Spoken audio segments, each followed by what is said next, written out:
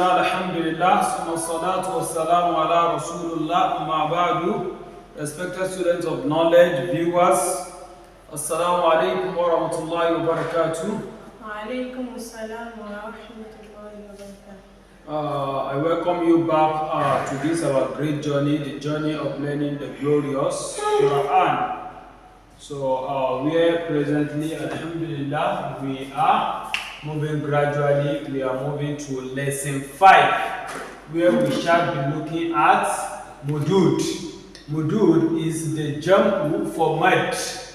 So mud means stretch, to stretch an harakat, or we can equally call them the long vowels. So I will be mostly using stretch for it. So what we just want to do today is an introduction to these long vowels. I want us to have an overview of the whole thing we shall be looking at under this Mudud.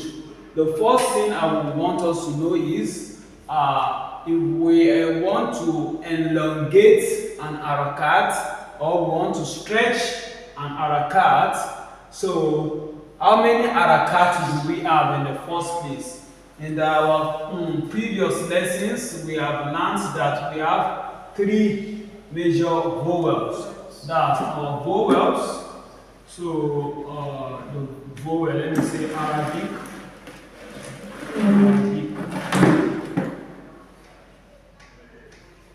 Vowels.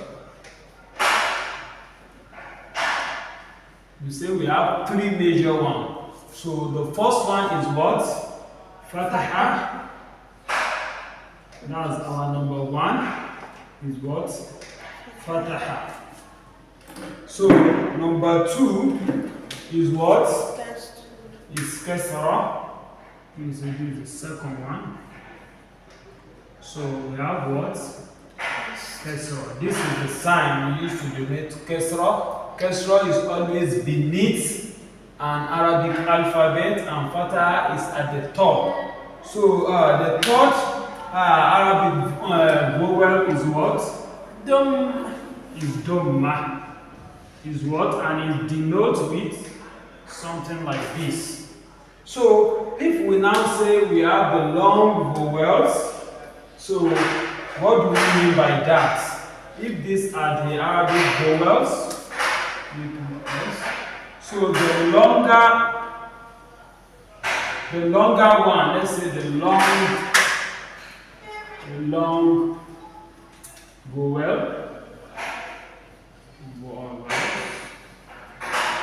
So the long vowels is very, very important we understand. Anytime we have a fatah, if we want to stretch fatah, what is being used is alif. So this is alif right. And this alif, you will not put an hamza on it. So this alif, this is the first mad, or let me say huruful mad. So this is our first mad. So it always goes with what? Fataha. So you must understand that. For kasra, what we use to stretch or what we use to elongate any of the Arabic alphabet that has kasra on it, and you want to stretch, you want to elongate it, we use ya. So ya is used to stretch kasra. So for dhamma, what we use to stretch dhamma is what? Is wa. Hence, our uruful mad, the 3 uruful mad we have is what? Alif, ya, wa. Some people couple it together in order to get it easily. They say awaya. So awa and ya. So the major thing is for you to understand that we have 3 major long vowels. So, and don't forget, while we were giving their replica in English, in the English alphabet. For the vowel,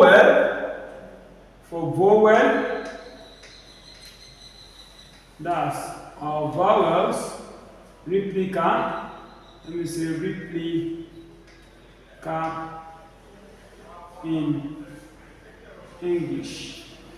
So in English, the replica of Fataha, the replica of Fataha we say is what? A. We say the replica of Kasra is what? E. The replica of Dhamma is what? U. So which in sound, we say this one is sound A, E, U. So this one is what? A, E, U. So for the long vowels, it's replica in the English alphabet. So let me say long vowels. Let me say long vowels. The long vowels. Replica.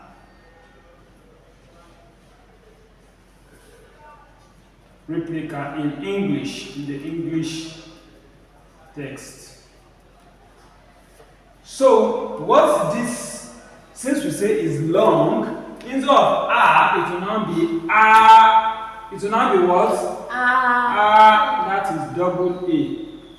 So you stretch anytime you have a mud on any of the harakat. So you shall be stretching it as what?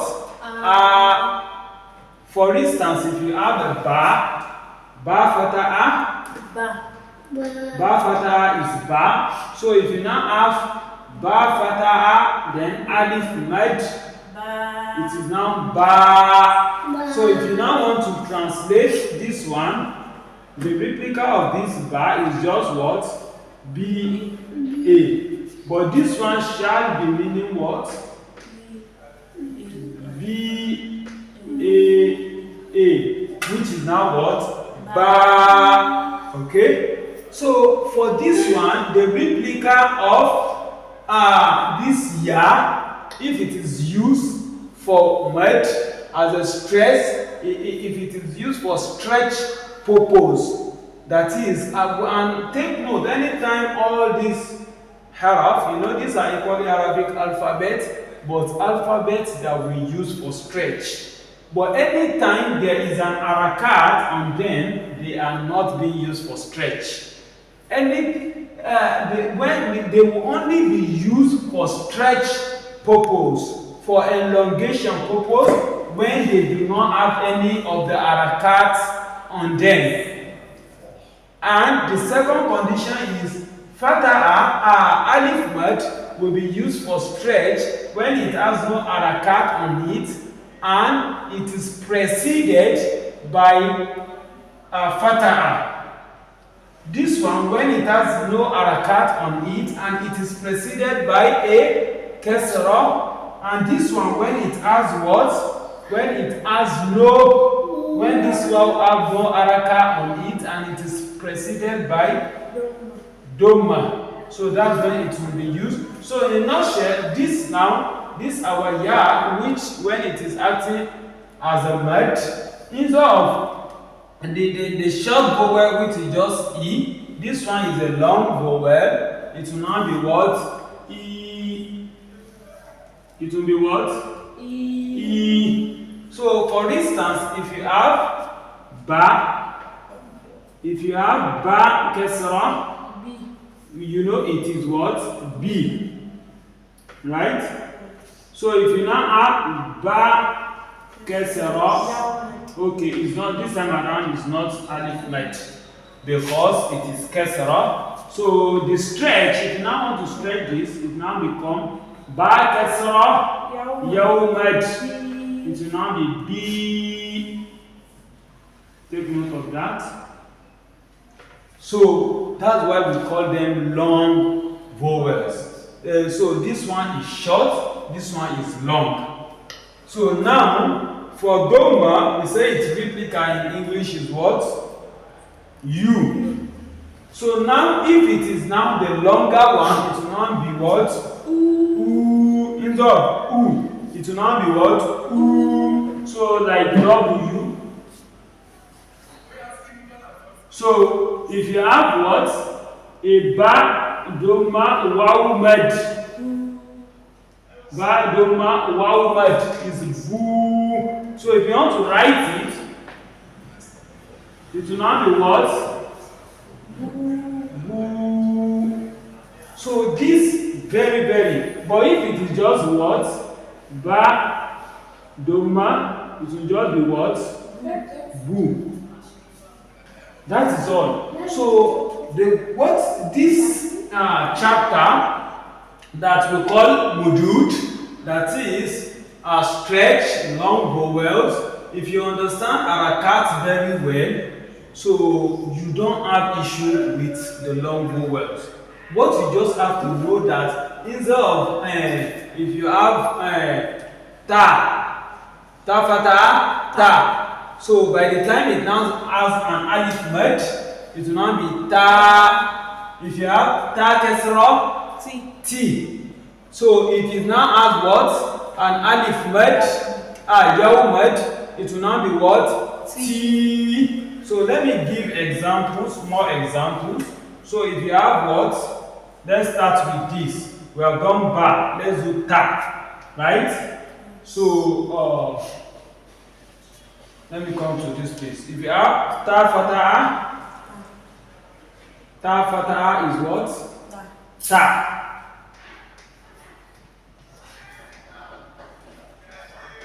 Okay? Let me say jim, for instance. If you have what? Jim fatah is ja. Okay? So let me use another one. Let me use maybe kaf. If you have kaf fatah, ka. So this one is ja. This one is what? Ka. I think these three is enough. So now if you now have in the long vowels, since we know that alif is a long vowel and it is used together with fatah and alif goes together if you want to stretch.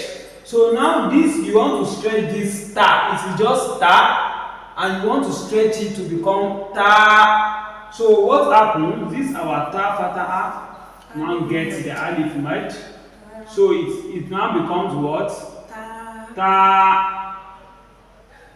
So if it is jim, look at jim. Since you want to join it, it goes like this. It's not going to longer come and you put the dots. So we know it's having jim fatah is ordinarily is ja, but because of the alif med, the stretch of the alif med, so it becomes what?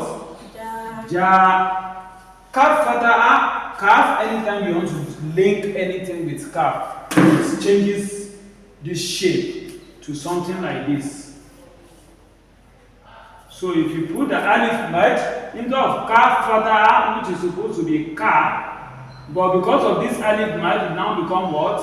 Ka. Hope it's clear. Okay. If you come to the same thing to the kesra and ya. Kesra and what? Ya. If you say ta kesra is what? T.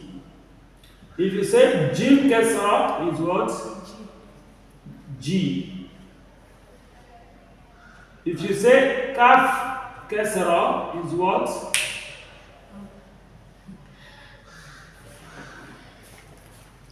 Okay.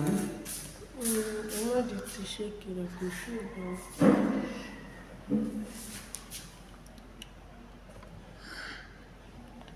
So if you say kaf kasra is what? Is what? Key. So for the longer one, it becomes what? Ta yaumad. Ta kasra yaumad is now become T. For jim kasra Yawmed G. is now what? G. Then Kaf Kesra, Yawmed Key. is now Ki. So the same thing when you come to the Wawmed. So if you come to this place, if you say Ta, Ta Fata'a, Ta. we already Ta Doma is what? 2. Jim Doma is what? Jim Doma is what? Ju. Then Kaf Doma is what? Ku. Because Doma is what? U. So if you come to the longer one, so you now have what? Ta Doma Wawmed.